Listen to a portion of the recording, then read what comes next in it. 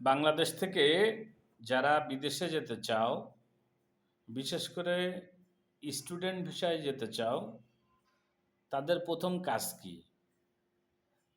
কেউ তোমাকে বলবে আইএলটিএস ট্রেনিং করো, আইএলটিএস পরীক্ষা দাও, ভালো রেজাল্ট করো। কেউ বলবে জাপানি ভাষা শেখো, পরীক্ষা দাও, ভালোভাবে পাস করো।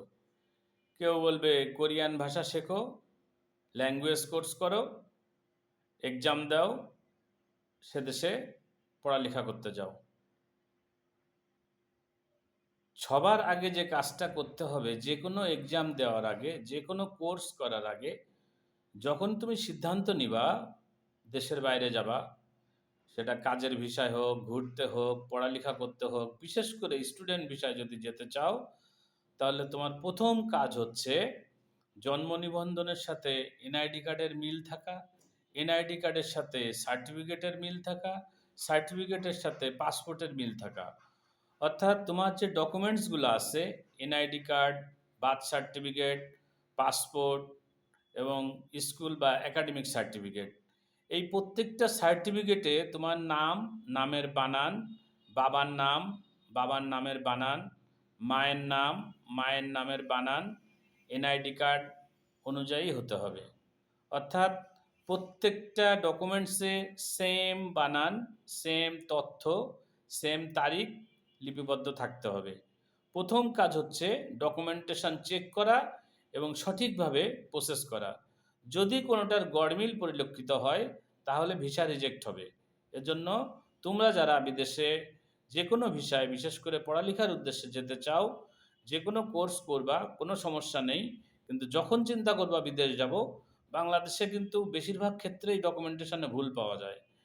এই ভুলটা তোমরা করেছো এরকম না, তোমাদের যিনি ফর্ম ফিল আপটা করে দিয়েছেন ওনার ভুল হতে পারে, যিনি এনআইডি কার্ড লিপিবদ্ধ করেছেন, এন্ট্রি করেছেন, ওনার ভুল হতে পারে, যিনি তোমার জন্ম নিবন্ধন দিয়েছেন ওনার ভুল হতে পারে। কিন্তু আমাদের দেশের একটা সিস্টেম হচ্ছে, সরকারি কর্মকর্তা ভুল করবে আর তুমি ভুলের মাসুল দিয়ে সেটাকে সমাধান করবা। মনে করো তোমার এনআইডি কার্ড ভুল হয়েছে, নিশ্চয়ই তথ্য তুমি ফিল আপ করনি, কিন্তু সেটা সংশোধনের জন্য তোমাকে অনেক দৌড়াদৌড়ি করতে হবে, টাকা খরচ করতে হবে, নৈতিক অনৈতিক কার্যক্রম করতে হবে, অর্থাৎ অনৈতিক লেনদেন করতে হবে, তারপরে কিন্তু তোমার সেই ডকুমেন্টসটা প্রপার হবে। সবথেকে বড় কথা হচ্ছে, সেই ডকুমেন্টসটা যদি প্রপার না হয়, তুমি যে দেশে থাকতে চাও না, পড়ালেখা করতে বিদেশ যাওয়া, সেটাও কিন্তু তুমি যেতে পারবে না।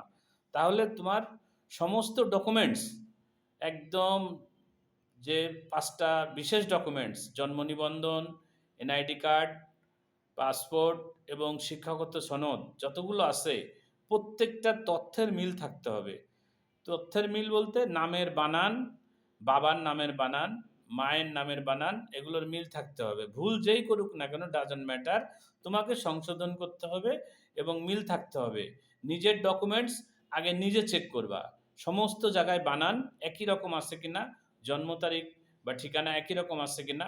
অনেক ক্ষেত্রে দেখা যায় তোমার সার্টিফিকেটে বাবার নাম যে বানান আছে, তোমার বাবার এনআইডি কার্ডে সেই বানান নাই। এরকম বেশিরভাগ ক্ষেত্রে দেখা যায় যে ডকুমেন্টেশন ভুল থাকে।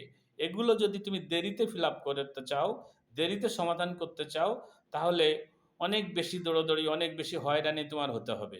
মানে অনেকটা এরকম যে, মনে করো তুমি যাবা ঢাকায়, কিন্তু উঠে গেছো খুলনার বাসে, সেক্ষেত্রে নেক্সট যে স্টপ আছে তোমাকে কিন্তু সেখানে নেমে যেতে হবে।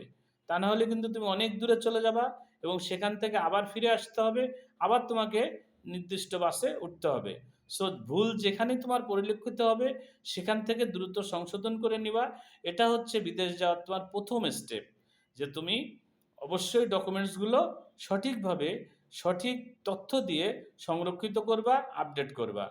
যার যে পর্যায়ে বিদেশ যেতে চাও, সেই ডকুমেন্টসগুলো সঠিকভাবে আপলোড করবা, সংরক্ষিত করবা। এটা হচ্ছে সর্বপ্রথম কাজ। এরপরে অনেকগুলো কাজ আছে, সেটা আমরা পরবর্তীতে স্টেপ বাই স্টেপ আলোচনা করব। আমাদের এই চ্যানেলটি সাবস্ক্রাইব করে রাখো। সমস্ত ভিসা সম্পর্কিত তথ্য, কোর্স সম্পর্কিত তথ্য, আমাদের যে লাইভ ক্লাসগুলো হবে সেখানে তোমরা এগুলা দেখতে পাবা। ধন্যবাদ, সবাই ভালো থাকবা, সবার উজ্জ্বল ভবিষ্যৎ কামনা করছি। আগামীতে আবার কথা হবে। ভালো থাকবা, ভালো রাখবা আশেপাশের মানুষকে। আল্লাহ হাফেজ। আমার জন্য দোয়া করবা।